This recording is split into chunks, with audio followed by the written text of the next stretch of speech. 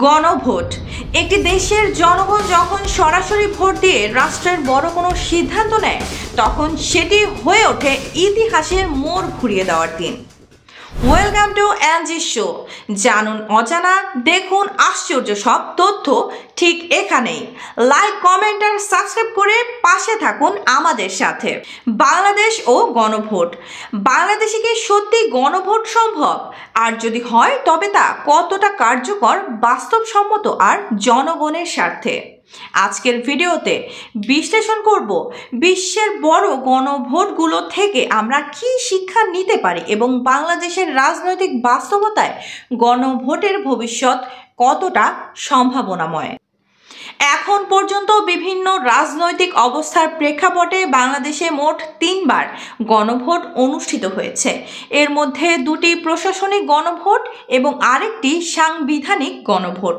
প্রথম গণভোট হয়েছিল রাষ্ট্রপতি জিয়াউর রহমানের আমলে 1977 সালে। দ্বিতীয় গণভোট হয় রাষ্ট্রপতি হুসেইন মোহাম্মদ এরশাদের শাসন আমলে 1985 সালে। সর্বশেষ গণভোট 1991 সালের 15ই সেপ্টেম্বর অনুষ্ঠিত হয়েছিল। তারপর থেকে 3.5 দশক পেরিয়ে গেছে, তবু আর কোনো গণভোট হয়নি। কিন্তু কেন? কারণ আমাদের রাজনীতিতে গণভোট এখনো একটি তাত্ত্বিক ধারণা, বাস্তব প্রয়োগ নয়। বিশ্ব থেকে শিক্ষা, গণভোট কতটা কার্যকর? বিশ্বজুড়ে গণভোট কখনো জনগণের শক্তি দেখিয়েছে, আবার কখনো ক্ষমতার খেলা হয়েছে এর নামেই। যুক্তরাজ্যের ব্রেক্সিট গণভোট দেখিয়েছে জনগণ একদিনেই বদলে দিতে পারে একটি মহাদেশের ভবিষ্যৎ। রাশিয়ার 2020 সালের গণভোট আবার দেখিয়েছে গণভোট কখনো কখনো হতে পারে ক্ষমতা টিকিয়ে রাখার হাতিয়ার। পূর্ব তিমুরের গণভোট প্রমাণ করেছে যে একটি জাতি স্বাধীনতা অর্জনেও এই পদ্ধতি ব্যবহার করতে পারে। 1977 সালের 30শে মে বাংলাদেশের প্রথম গণভোটের উদ্দেশ্য ছিল সেনা প্রধান থেকে রাষ্ট্রপতির দায়িত্ব নেওয়া জিয়াউর রহমানের শাসন কাজের বৈধতা দেওয়া।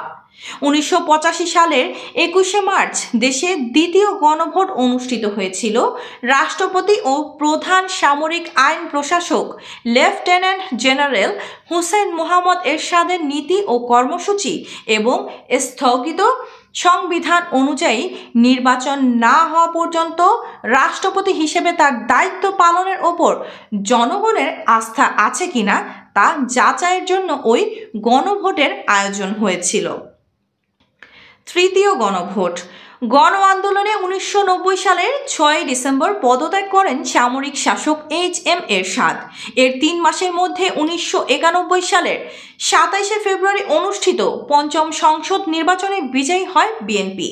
16 বছরের রাষ্ট্রপতি শাসিত সরকার ব্যবস্থা থেকে প্রধানমন্ত্রী শাসিত সংসদীয় পদ্ধতির পার্লামেন্টারি ডেমোক্রেসি সরকার প্রতিষ্ঠার জন্য 1991 সালের 6 আগস্ট মধ্যরাতে সর্বসম্মতিক্রমে সংসদে বিল পাস হয়। তাহলে শিক্ষা কি?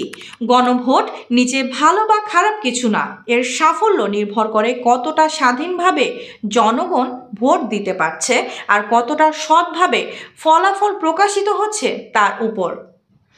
বাংলাদেশের বর্তমান রাজনৈতিক বাস্তবতা। এবার গণভোট কেন? ছাত্র জনতার অভ্যুত্থানে আওয়ামী লীগ সরকারের পতনের পর অন্তর্বর্তীকালীন সরকার সংবিধান সংস্কারের উদ্যোগ নিলে সামনে আসে গণভোট। জাতীয় ঐক্যমত কমিশনের সঙ্গে রাজনৈতিক দলগুলোর বৈঠকে জুলাই সনদের ভিত্তিতে সংস্কারের বৈধতা দিতে গণভোট আয়োজনে মতৈক্য হয়েছে। তবে এর সময়কাল নিয়ে বিতর্ক রয়ে গেছে। বাংলাদেশ জামায়াতে ইসলামী সহ কয়েকটি দল জাতীয় সংসদ নির্বাচনের আগে গণভোটের আয়োজনের দাবি তুলেছে। অন্যদিকে বিএনপি সহ অন্যান্য দল বলছে জাতীয় সংসদ নির্বাচন ও গণভোট একসঙ্গে আয়োজন করতে। বাংলাদেশে এখন রাজনীতি 2 মেরুতে বিভক্ত। এক পক্ষ ক্ষমতায়, অন্য পক্ষ দাবি করে নির্বাচন ব্যবস্থার সংস্কার। এই অবস্থায় গণভোট আয়োজন মানে হবে 2 পক্ষের মধ্যে এক ধরনের জনমত যাচাইয়ের পরীক্ষা। কিন্তু প্রশ্ন হলো, এমন একটি প্রক্রিয়া কে আয়োজন করবে, কোন প্রতিষ্ঠান তা তত্ত্বাবধান করবে, আর জনগণ কতটা আস্থা রাখবে সেই প্রক্রিয়ায়? যদি জনগণের আস্থা না থাকে তাহলে গণভোট গণতন্ত্র নয় বরং নাটক হয়ে দাঁড়ায়। বাস্তবতার বিশ্লেষণ, সম্ভব কি গণভোট? চলুন দেখি বাংলাদেশের প্রেক্ষাপটে গণভোটের পক্ষে ও বিপক্ষে যুক্তিগুলো কি।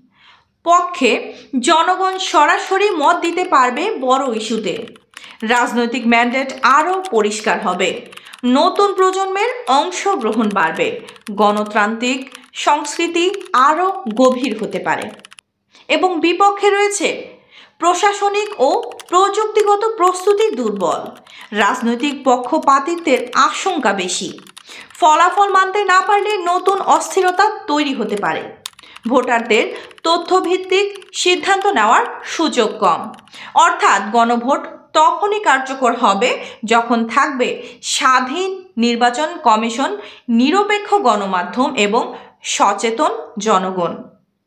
ভবিষ্যতের জন্য করণীয় কি হতে পারে? ভবিষ্যতে গণভোট বাস্তবায়ন করতে হলে বাংলাদেশকে করতে হবে ডিজিটাল ভোটিং ব্যবস্থা চালু করা, যাতে ভোটের স্বচ্ছতা ও দ্রুততা নিশ্চিত হয়। আইনগত কাঠামো সংস্কার, যাতে গণভোট আয়োজনের নিয়ম স্পষ্টভাবে সংবিধানে সংজ্ঞায়িত হয়।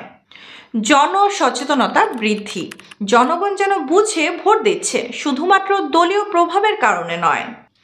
আন্তর্জাতিক পর্যবেক্ষণ ব্যবস্থা, যাতে ফলাফল নিয়ে বিতর্ক না থাকে। জনগণই শেষ কথা। গণভোটের মূল শক্তি জনগণ। তারা যদি নিজের মত প্রকাশের সুযোগ না পায় তাহলে সে গণভোট কাগজে কলমে থেকে যাবে। কিন্তু জনগণ সত্যিকারের স্বাধীনভাবে ভোট দিতে পারে, তাহলে একটি ভোটই বদলে দিতে পারে দেশের ইতিহাস, যেমনটা ঘটেছে পূর্ব তিমুরে বা যুক্তরাজ্যে। বাংলাদেশ এখন উন্নয়ন ও রাজনীতির এক সন্ধিক্ষণে। এমন সময় গণভোটের ধারণা শুধু রাজনীতির নয়, বরং জনগণের ইচ্ছার প্রতিফলন হতে পারে, যদি তা হয় সত্যিকার অর্থে স্বাধীন, সৎ ও স্বচ্ছ। আপনার মতে বাংলাদেশে গণভোট হওয়া উচিত কিনা কমেন্টে লিখে জানান আপনার মতামত। ভিডিওটি যদি ভালো লাগে লাইক দিন, আর এমন বিশ্লেষণধর্মী কন্টেন্ট পেতে চ্যানেলটি সাবস্ক্রাইব করতে ভুলবেন না।